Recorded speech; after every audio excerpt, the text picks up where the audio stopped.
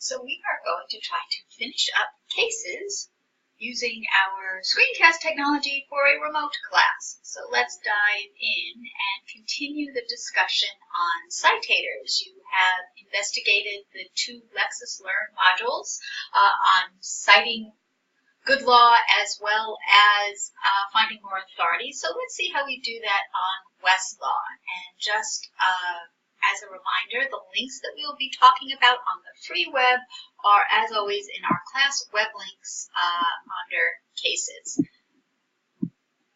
So we're going to take a look at a slightly different case on Westlaw, the Rush Prudential case. This is actually a case relevant to our HMO liability question. So you may have run into this or recognize it from our various searches.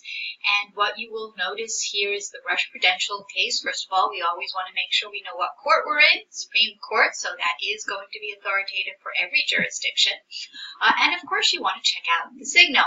Signals look a little different on Westlaw, of course. We've got the flags. And notice here for Rush Prudential, we have a yellow flag, but it tells us that overruling is recognized by. Let's just take a quick look at Lexis by way of contrast. Notice the same case, Rush Prudential, has a red stop sign. Again, this is, I think, a really good reminder that you are not determining whether your case is good law.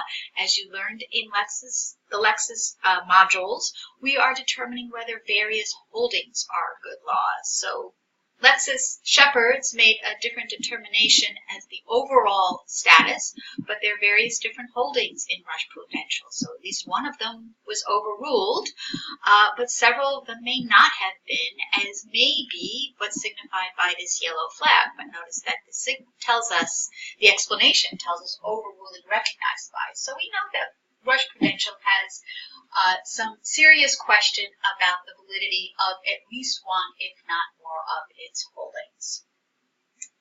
Okay, let's take another look at the case itself in Rush Prudential, because as we saw in the second Lexis Learn module, you can use the Shepherd-ize this headnote function to find other cases that talk about Rush Prudential, but for a particular headnote of Rush Prudential. Of course, Lexis Learn used a different case, but the same concept applies.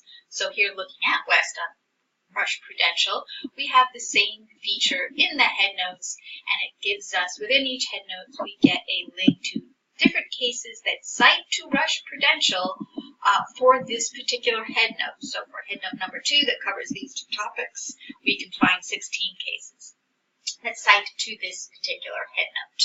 And of course, we know this is one of interest because we had investigated this earlier, so this might be one way of finding other cases on this particular point of law.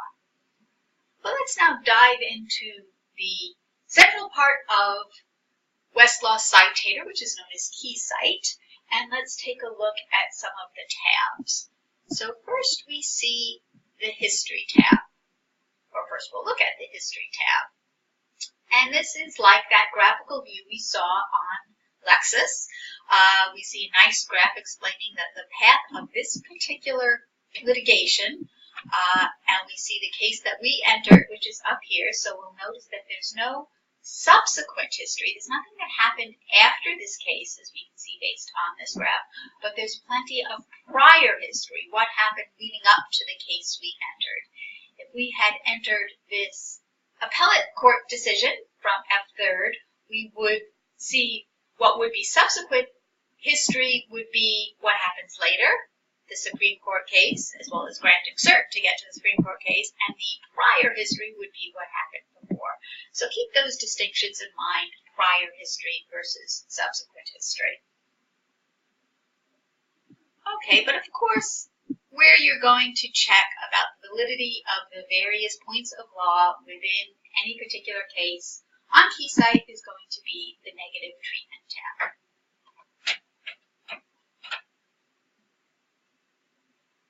And you will see those cases that negatively cite Rush Prudential, 28 of them, and you can see what the treatment is to Rush Prudential of this particular case. So this case recognizes an overruling, and Westlaw even highlights for us there is the most negative case, the play case, and again the overruling is recognized.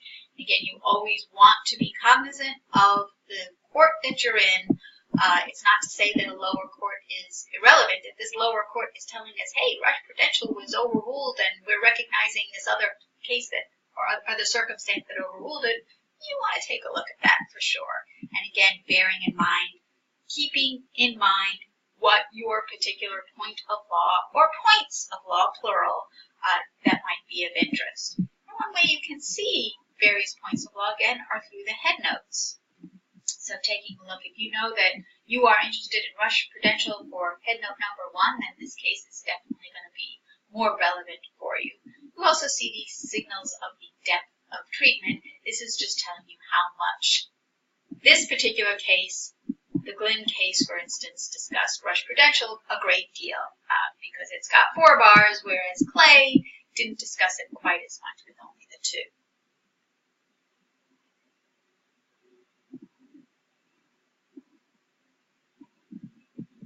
To see all of the cases, as well as other documents that cited to Rush Prudential, you want to go to the Citing References tab. And in the Citing References tab, you can narrow by different types of documents. So, of course, we'll take a look at cases first. And you do want to narrow to the particular type of document because that allows you to use the various filters. So if we're seeing, well, wait a minute, are there any cases that follow Rush Prudential? Maybe I have a point of law that was not overruled. I can narrow by our jurisdiction, as you can see here, as we have used many times. If I want to narrow Rush Prudential by a headnote, I can do that using the headnote links here, and again, just click on Specify, and I can look at the various types, or specific headnotes rather. So we know we're interested in healthcare benefits, so maybe I want to choose headnote 2. And we can filter results that way.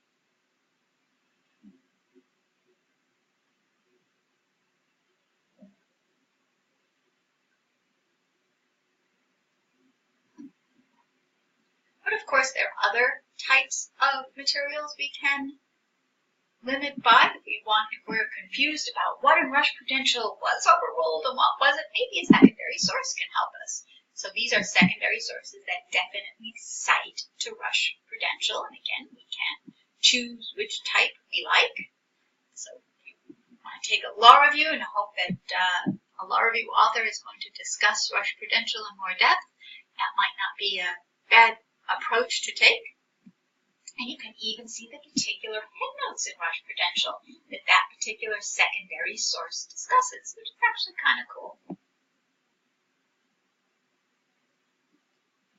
And just moving across the tabs, we have a table of authorities, and this works just the same way as it did, as it was explained in the Lexis Learn modules.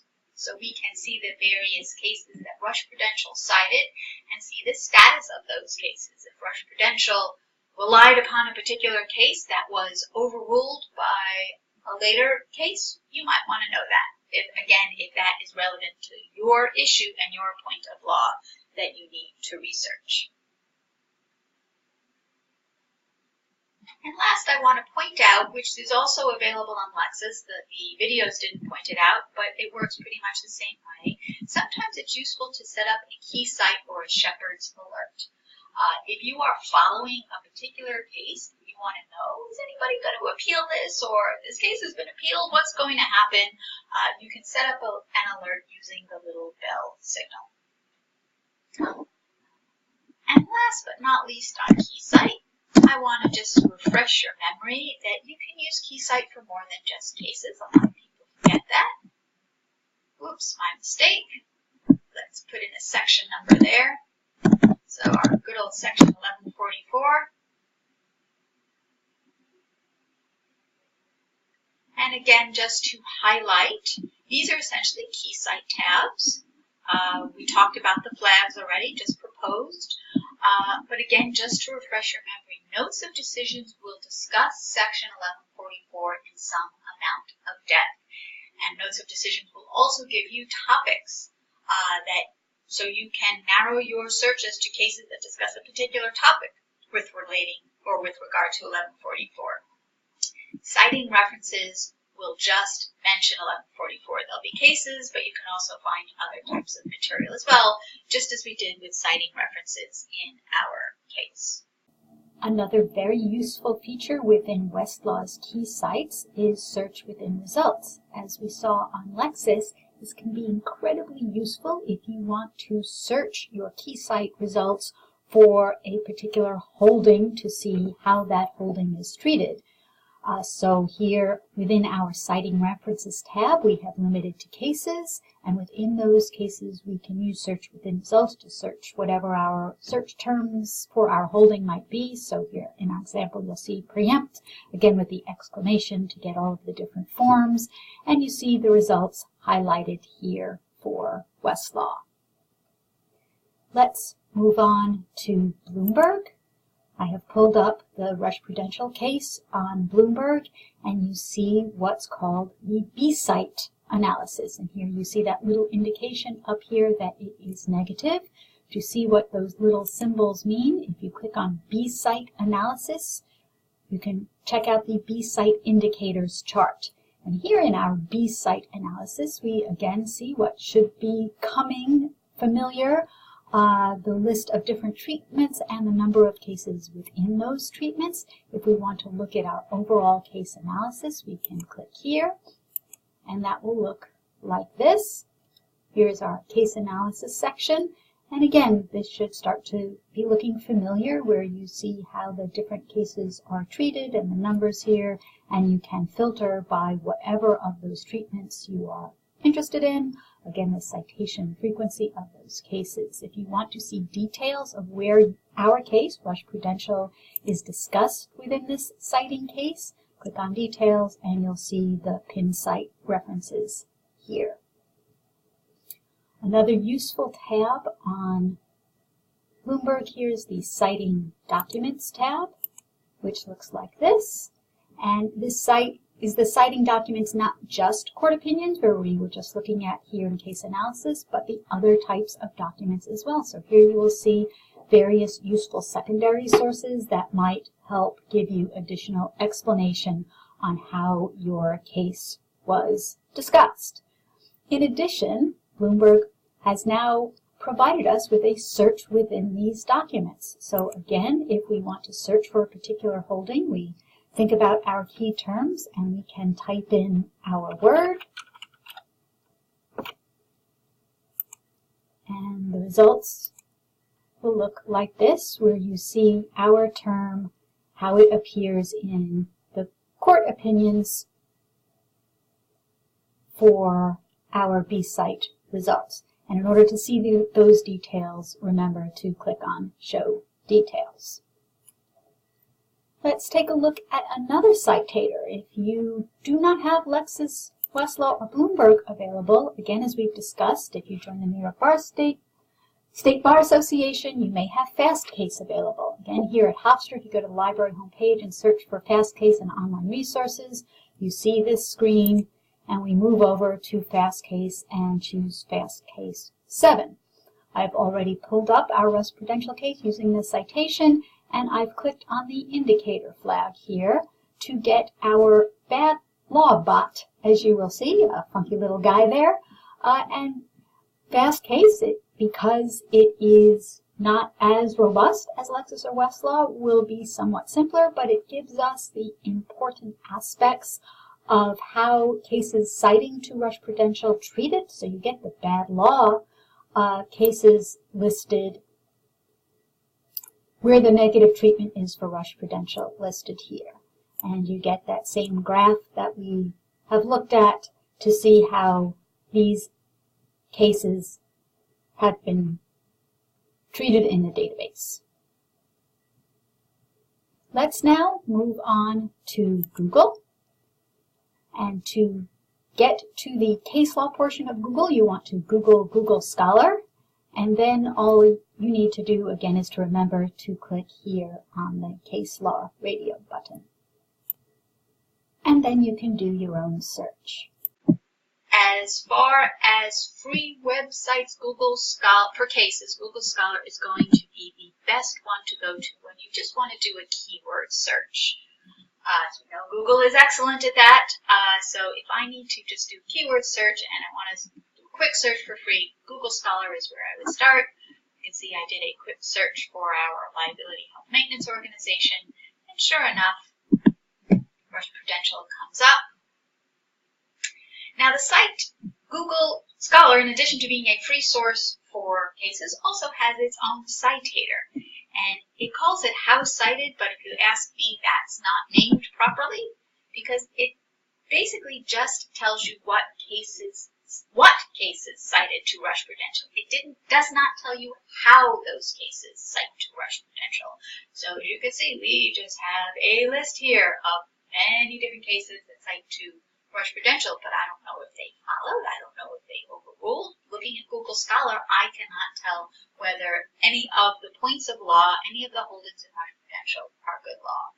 So Google Scholar is definitely not a complete substitute for Westlaw because it doesn't have that treatment, but it does at least get us started. And again, a great place if you already know a name of a case, you just want to read it, or a good place just to do a quick search, just as we did with our liability health maintenance organization. There are other sources, and we already are getting to know these sources for free sources, free websites for sources of the law. And here again, we have the Legal Information Institute. I happen to think a really excellent source. Legal Information Institute, here's the home page again. Get the Law will get us to jurisdictions. We can go to federal or state. I probably wouldn't use LII to do a keyword search. If I had a particular case or I wanted to get to a particular jurisdiction's courts to look at what cases they have available, that's how I would use LII. In fact, what I typically do use LII for is when I know I need a particular case in a particular state court, so this is how I get to those state courts. So we'll use a different example for Change California because it's at the top of the list. And as you can see, it divides it up by branch, and I can go to particular courts and search California for opinions. Now notice we are going to a California site. So again, LII is a good portal to get me to other websites that might have opinions. FindLaw is another resource we have talked about and you might have used. Notice when we just go to regular old FindLaw, if you Google it, it's going to bring you to the public site. You need to remember up here to visit, because we are legal professionals, so we want to go to the professional site. And it does give us some ability to do some searching. Again, this would be for a specific case. Again, one technique I like to use for exploring a less familiar website is check out their advanced search. And in their advanced search, again, I can specify a court. I can at least get to a legal topic, so I can do some subject searching, not as in-depth as Google Scholar and certainly not Lexis and Westlaw. I even have the ability to do this full text search. Again, I'm not going to expect that to be wonderful, but if I just want to spend a few minutes to get started, again, I wouldn't spend a lot of time. I would use FindLaw mostly to find already identified known cases. And then as we started to see when we looked at Legal Information Institute, especially for state cases, although it's true for federal courts as well, but especially for state cases, you may want to go to that particular state's jurisdiction. LII gave us links how to get there, or of course there's always Google, which works just fine too. So if you were to Google New York courts, you would probably get to this page here. And if I wanted to investigate decisions, again, most of the time, 95% of the time, it would be when I already know about the case, a specific case, whether I have its name or hopefully its citation as well. And then you see here, and every state's going to be organized and look tremendously different. So here's the decisions link. That doesn't really tell us very much. Again, I could go to specific courts, and here I would probably take a look at the official reports in New York. So we have been to this Law Reporting Bureau site before. This opinions site gives us a couple of different choices.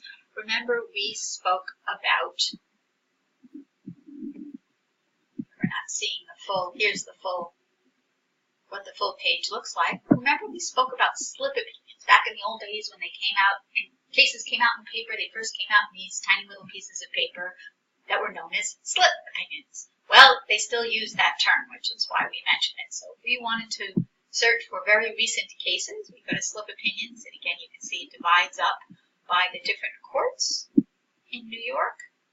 So we're interested in the second department since that's where we are. Notice we also have motions, which would be interesting to look at too.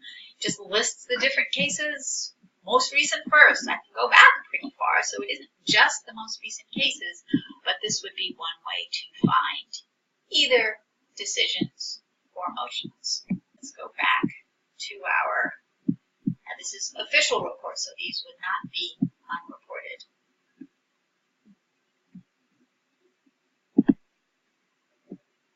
Notice this brings us to a Westlaw site. What the New York State courts have done is contract out with Westlaw to give some searchability. So notice we have some word searching capability for the New York official reports.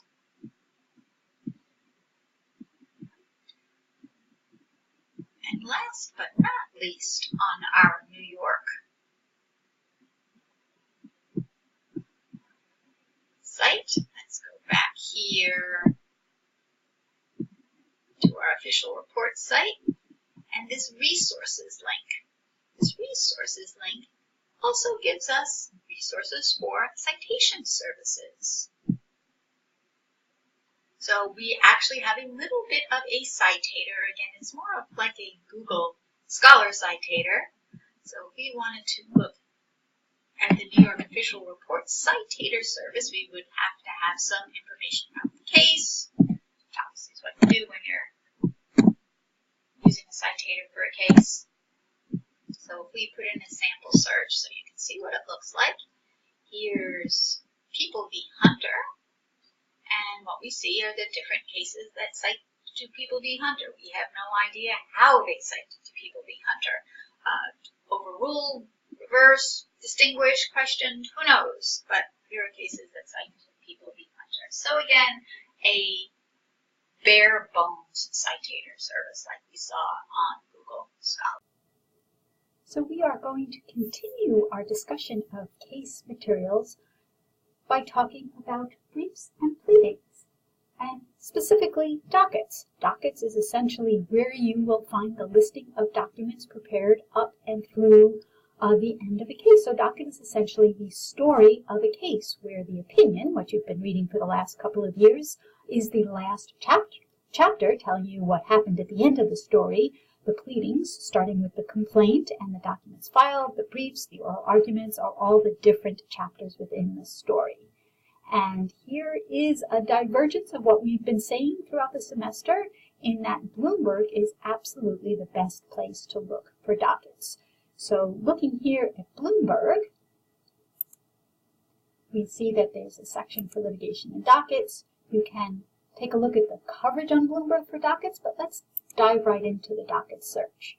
So if I am interested in the case that I heard is in the Ninth Circuit Court of Appeals with respect to Led Zeppelin's song Stairway to Heaven, and if in the unusual event you don't know what that song is, definitely find it on YouTube. There are some people who think it is the best rock and roll song ever written.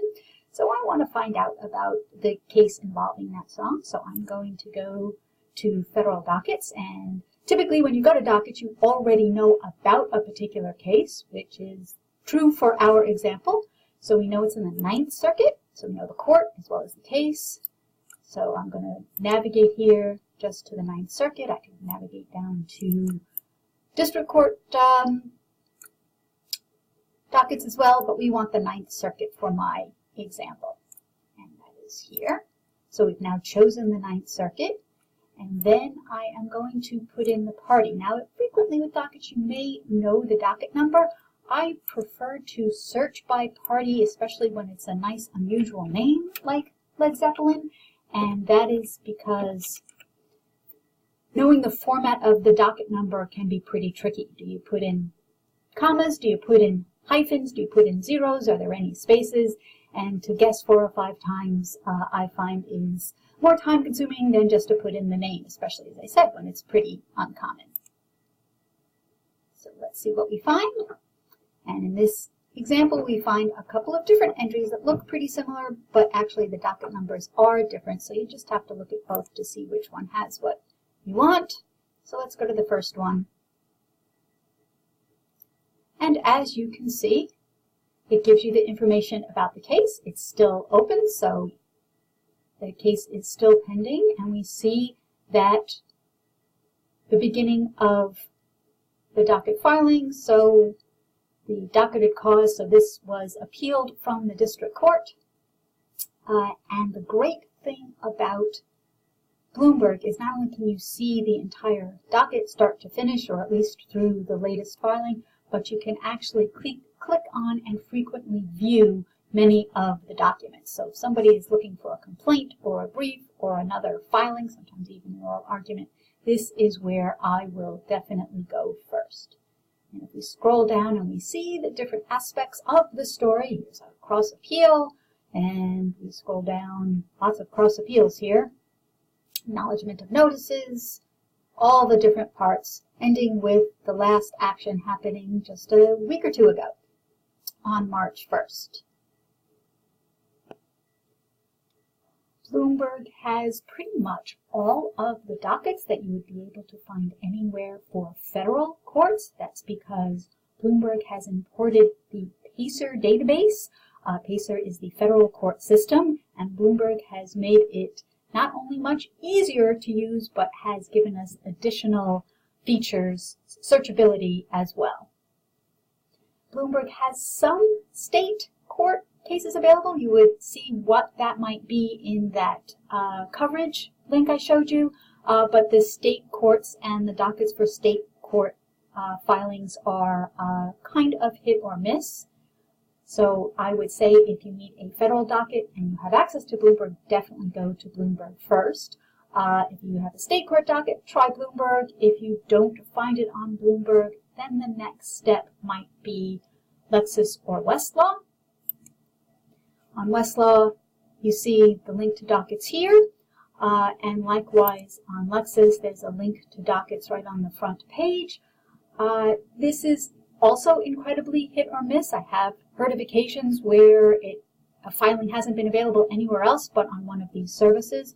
Honestly, probably I would go to the state court's website first before I would go on Westlaw or Lexis. Bear in mind that dockets can be very expensive, again, as always, depending on your plan with Westlaw or Lexis. So that's why I might look for the state court website first and see what they have available. And then if I'm not finding it there, go to Westlaw or Lexis. One free source for state courts, a free source for dockets are going to be the state court websites themselves. Likewise, for the federal courts, there is one other source, an organization called RECAP, has tried to gather documents that people all over the country have downloaded to PACER. So you can try visiting their archive and seeing if you can find what you need there, and they will have some of the documents, but again, it's very hit or miss. So if you have access to Bloomberg, go to Bloomberg. If not, the court website or RECAP. And then if you really have to, Lexis or Westlaw. So another aspect of cases are the oral arguments, especially in the Supreme Court. There are lots of interesting oral arguments, and you can actually get audio, MP3 versions of these oral arguments from the Supreme Court at this site called Oye, and you can do that also at the New York Court of Appeals. You can see that there are access to their webcast. So if you're interested in hearing oral arguments, this is one way to do that. You can also find transcripts at these sites as well. So you see here in the Court of Appeals, and there's transcripts available in the Oye site as well. Okay, so that is going to be the end of part 1 of our makeup class. Make sure you answer the think questions and make sure you also view part 2, which will cover the remaining aspects of litigation.